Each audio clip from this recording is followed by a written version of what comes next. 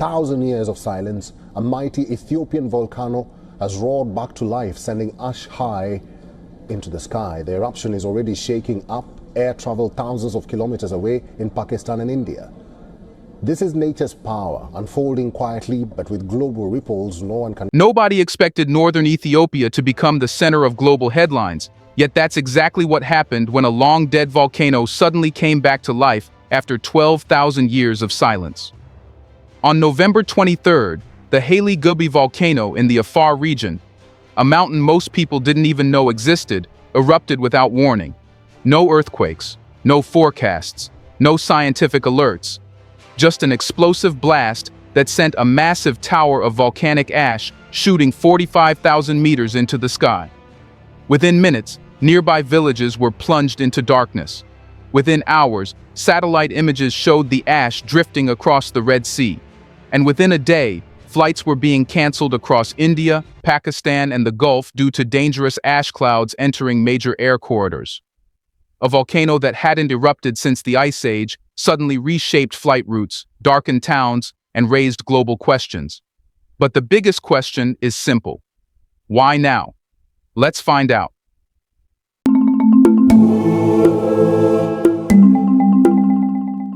For most of its known history, Hayli Gubbi wasn't a volcano in people's minds.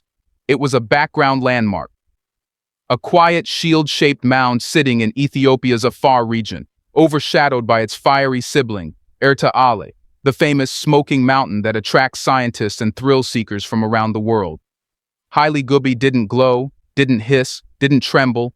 It was the kind of mountain you point at only because it looks good in photographs. Generations lived at its base without giving it a second thought. Guides passed it while leading tourists into the Danakil Depression. Herds grazed around it. Roads curved casually beneath its slopes. It was part of the scenery, nothing more. And that's exactly why its eruption hit the world like a plot twist no one saw coming. To understand how shocking this event was, you need to grasp what 12,000 years of silence actually means. It's not just a long time, it's an age that stretches back to the end of the last ice age. Humanity was still learning agriculture when Hayli Gubbi last showed signs of life. Civilizations rose and collapsed, empires expanded and disappeared. Entire religions, languages, and cultures emerged and faded, all while this mountain remained quiet. If a volcano doesn't erupt in the whole of the Holocene era, scientists usually classify it as dormant or borderline extinct. So when locals noticed a faint column of smoke 3 days before the eruption, nobody panicked. Why would they? A volcano that has behaved like a fossil for over 100 centuries doesn't suddenly decide to rewrite the rules. People assumed it was dust, heat shimmer, or even smoke drifting from far-off fires. Nothing unusual. Nothing worth reporting. Not even enough to alert regional authorities. But nature rarely announces its intentions in the way humans expect. The silence wasn't safety, it was tension. Geological pressure has no calendar, no countdown, no polite warning signs. It builds in darkness, in magma chambers miles underground, where human instruments often fail to detect subtle changes. Hayli Gubbi had been holding something inside it for thousands of years, and it chose a quiet Sunday morning to let it go. At 11:30 a.m., the mountain erupted with a force that ripped through the atmosphere and wiped away centuries of assumptions. A violent burst, a black shockwave, and then a column of ash so massive it became visible from space within minutes. People in nearby Afar said it felt like a bomb. The blast was so intense that daylight vanished almost instantly as volcanic ash poured into the sky, turning the environment into a dim gray echo of itself. The eruption wasn't just unexpected, it was embarrassing for science. There were no tremors beforehand, no seismic warnings, no thermal signatures, nothing that would normally signal an eruption. It's as if the volcano woke up with the attitude of, if you didn't notice me for 12 millennia, you won't get a warning today. But if the eruption shocked locals and scientists, then what came next shocked the rest of the world even more. How did a forgotten volcano in Ethiopia end up disrupting flights across India, Pakistan, and the Gulf within a single day? The explosion itself was dramatic, but what happened afterward is what truly startled the world. Volcanic eruptions usually torment their own regions, grounding local flights, forcing evacuations and choking nearby towns. This one refused to stay local. Hayli Gubbi didn't just erupt. It launched its ash straight into the upper atmosphere, where the most powerful winds on Earth, the jet streams, operate. And once ash enters those winds, the question stops being, how bad is it here? And becomes, where is it going? At first, authorities in Ethiopia were trying to understand the ashfall around Afar and the surrounding villages. Strange darkness still hung over the region. Grazing land was covered in ash, and tremors were being reported in Tigray, Wollo, and even Djibouti. But as satellites zoomed out, the real shock came into view. The plume wasn't drifting gently. It was shooting east, like it had a destination in mind. And this is where things escalated. Within hours, the ash cloud crossed the Red Sea and entered Yemeni airspace. Oman's environmental authorities activated emergency monitoring. Pilots began radioing in reports of haze-like streaks in the upper atmosphere. Then, before anyone expected it, Pakistan's meteorological service detected the cloud moving close to Gwadar, 60 nautical miles south, approaching major flight corridors. Still, this was manageable. A nuisance. Something to watch. But then the winds strengthened. The ash bent northeast, and the next target was India. By Monday evening, the cloud had reached Rajasthan. At first, it was simply a gray blur in satellite scans. Then it became a solid mass spreading toward Delhi, Haryana, Punjab, and even Maharashtra. India suddenly found itself under an invisible hazard. Microscopic glass-like particles floating at aircraft cruising altitude. And if even a small amount entered a jet engine, it could melt, re-harden, and shut the entire engine down mid-flight. That's when India's aviation industry hit the brakes. Air India canceled 11 flights. Indigo canceled more. Akasa grounded routes to Jeddah, Kuwait, and Abu Dhabi. Dutch carrier KLM paused operations. Aviation regulators issued immediate warnings to avoid affected altitudes, inspect aircraft that might have flown through contaminated regions, and check runways for ash. The ash cloud that began over a quiet mountain in Ethiopia had now disrupted one of the world's busiest air corridors. Meanwhile, Ethiopia, the country where the eruption actually happened, experienced no flight cancellations at all. Addis Ababa's skies were completely clear because the ash never moved westward. That irony stunned people. The ash punished countries thousands of kilometers away, more than the country that produced it. It felt almost unreal, a geological event in East Africa, rewriting flight paths in South Asia. But even this wasn't the most unsettling part. Because if the ash could travel this far, this fast, it meant the eruption injected material into atmospheric layers that carry global weather systems. Which raises the next question. What does this eruption reveal about what's happening deep beneath the Rift Valley itself? To understand why this eruption matters far beyond ash clouds and canceled flights, you have to zoom out, not geographically, but geologically. Hayli Gubbi didn't wake up in isolation. It sits in one of the most dramatic, unstable, and misunderstood places on Earth, the Ethiopian Rift Valley. This is not just a valley, it's a wound stretching across Africa, a place where the continent is literally ripping itself apart, millimeter by millimeter, year by year. Most people see mountains, salt flats, and lava fields. Scientists see a boundary where two tectonic plates, the African plate and the Arabian plate, are pulling away like seams splitting on an old coat. And here's the thing. When continents stretch, volcanoes don't politely stay dormant. The Erupts volcanic chain, where Hayli Gubbi belongs, is known for unpredictable behavior. Erupts itself, the famous smoking mountain, has had a lava lake burning for decades. Dalal, not far away, is one of the hottest and most chemically bizarre places on the planet. The Danakil region constantly emits gas, heat, and strange mineral formations.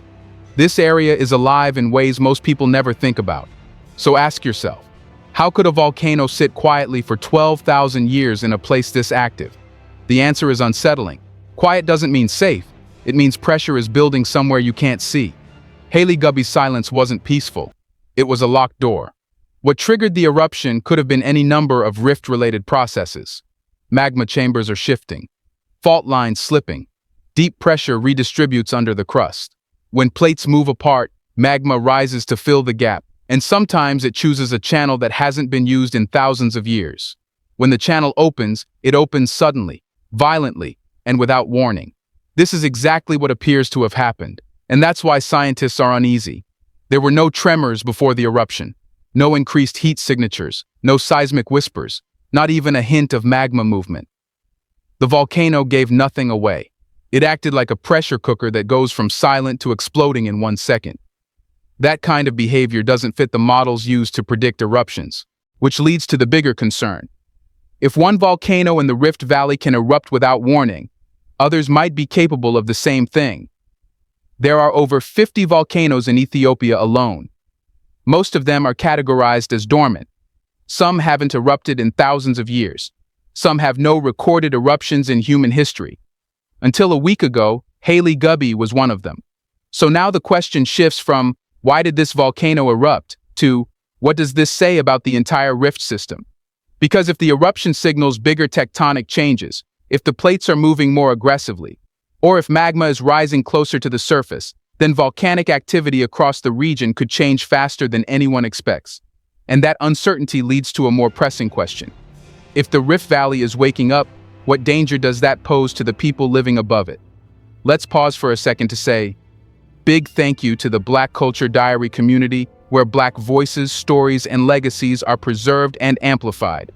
By becoming a member, you're not just supporting the channel, you're becoming part of a powerful cultural movement. Let's continue. When people hear volcanic eruption, they imagine lava fountains, fiery explosions, or glowing rivers crawling across the ground. Hayli Gubbi was different. There was no lava, no neon glow, no dramatic movie imagery. Its danger was quieter, and for the people living in Afar, far more devastating. It wasn't fire that threatened them. It was ash. Thick, suffocating, relentless ash that covered everything they relied on to live. In Afar, a village where people heard the eruption as a booming crack through the earth, the world changed in minutes. Daylight dimmed to near darkness. The air was filled with choking dust. Families shut themselves inside homes that were never designed to keep ash out. Animals panicked. Seasonal winds pushed waves of ash across the hills like a gray blizzard. And by morning, the landscape looked less like Ethiopia and more like a distant planet. But the true crisis didn't appear until people stepped outside and looked at their land. Livestock herders in Afar depend entirely on grazing. Grasslands, shrubs, and forage plants are their currency, their survival, their everything. When animals eat, families eat. When animals starve, families fall into immediate emergency. After the eruption, those same pastures, the lifeline of the community, sat under a suffocating blanket of volcanic dust. Not a thin layer, a thick, deadening cover that buried green life beneath gray death. And here's the brutal part. There's no quick fix for ash-covered grazing land. Ash can poison plants. It can block sunlight. It can alter soil chemistry for months. Livestock won't touch it. And even if they did, ingesting volcanic ash can kill them. So while the world focused on canceled flights in India, the real crisis unfolded in remote Afar villages, where people now faced the terrifying possibility of losing their herds. Tourists were stranded too. Groups who came to see the Danakil Depression found themselves stuck because roads were blocked and visibility collapsed. Guides who rely on tourism income suddenly had no work. Local shops closed. Markets froze. The region's fragile economy stalled. Then came the tremors. Small, unsettling vibrations rippled through Wollo, Tigray, and even across the border into Djibouti. People wondered whether the eruption was over or if this was just the first act. A single eruption is frightening. The possibility of more, without warning, is paralyzing. When residents looked toward the mountain, they didn't see a landmark anymore. They saw a threat. And this is the part outsiders rarely understand. Afar is one of the harshest environments on Earth. Life there is already a battle against heat, dryness, and limited resources. A volcanic disaster doesn't disrupt comfort, it disrupts survival. Most communities have no buffer, no savings, no stored fodder, no alternative income. When ash takes away the land, it takes away everything. So while global conversations centered on aviation, Afar families faced a much harder question. What happens when your animals can't eat, your land is poisoned, and your home sits beside a volcano that has awakened after 12,000 years?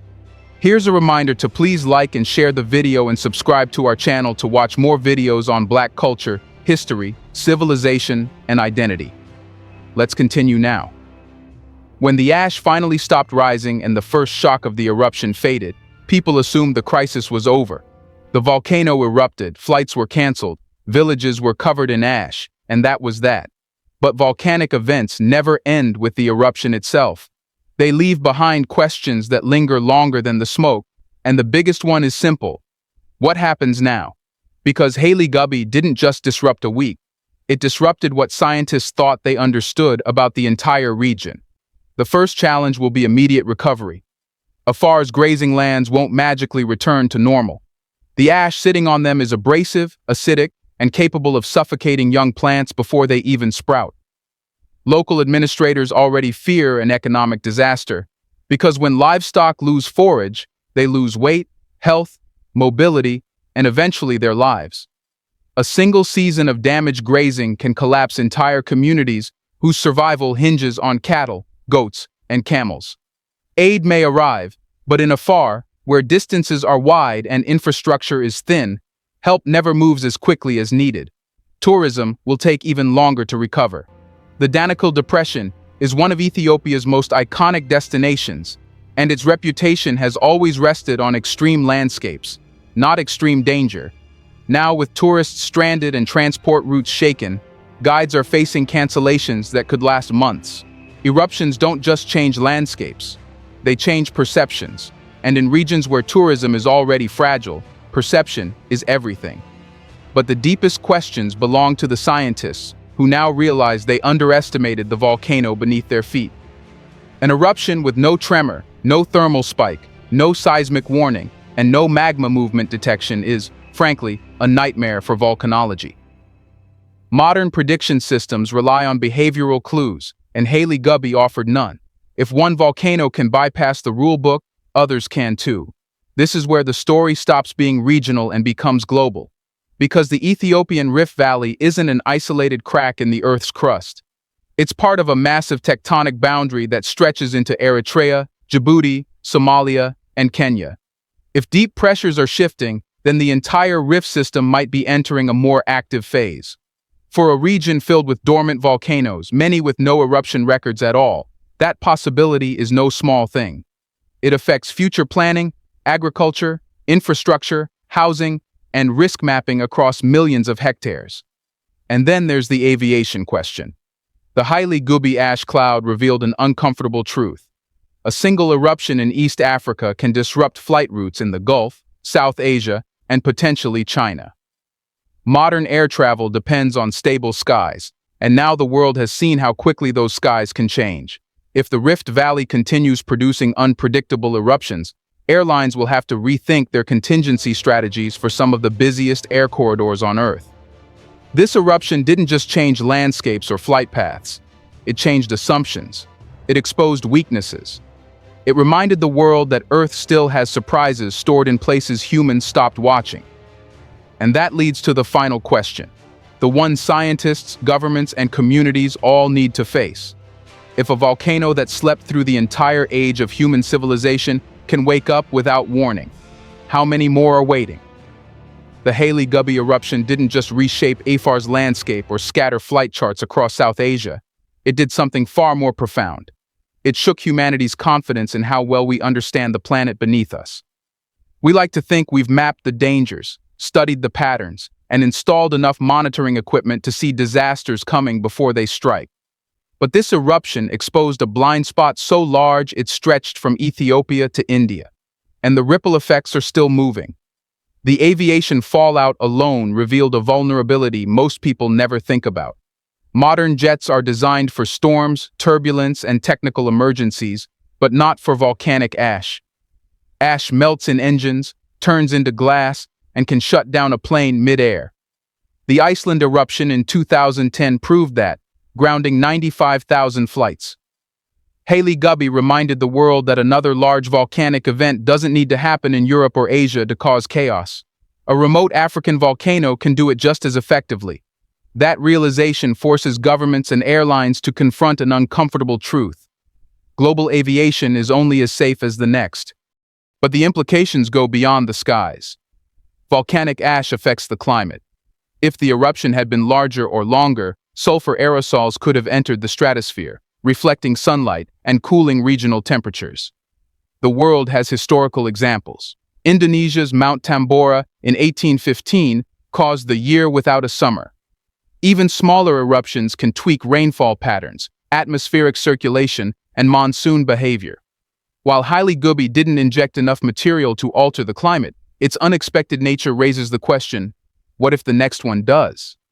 Then there's geopolitics.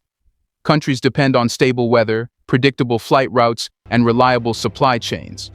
When ash spreads across borders, nobody cares about politics. Planes still drop from the sky, food shipments still get delayed, and emergency responses still scramble. This eruption forced India, Pakistan, Oman, and the UAE to respond to a crisis born thousands of kilometers away. In a world already juggling tensions, conflict, and climate stress, a single unexpected geological event can pressure systems that are already stretched thin. But the most important impact is psychological. Humans like predictability. We build cities in patterns we believe are safe. We rely on scientific forecasting to tell us when a volcano is dangerous, when an earthquake might strike, and when a storm might intensify. When a volcano erupts with zero warning signs, it rattles the belief that we're in control, or even aware, of what the Earth is preparing. And that's where the Hayli Gubbi eruption becomes more than a natural event. It becomes a reminder. The Earth is not just a home. It's a machine, moving, shifting, pressurized, alive in ways we rarely see. Most of its processes happen quietly, in darkness, under kilometers of rock. When one of those hidden processes breaks the surface, it shows us how much we still don't know. So now the world is left with a broader, deeper question, one that stretches far beyond Afar, beyond Ethiopia, beyond the ash cloud itself. If one silent volcano can surprise the world so completely, what other hidden forces are waiting beneath us? Let us know in the comment section. Are we prepared for the day when they finally choose to rise? Do you want to watch more videos like this one? If so, subscribe to our channel and press the bell icon next to it. We have decided to bring videos on something nobody talks about: the Black culture, civilization, history, and evidence about how glorious Blacks have been. Thanks for watching, and until the next video, stay tuned.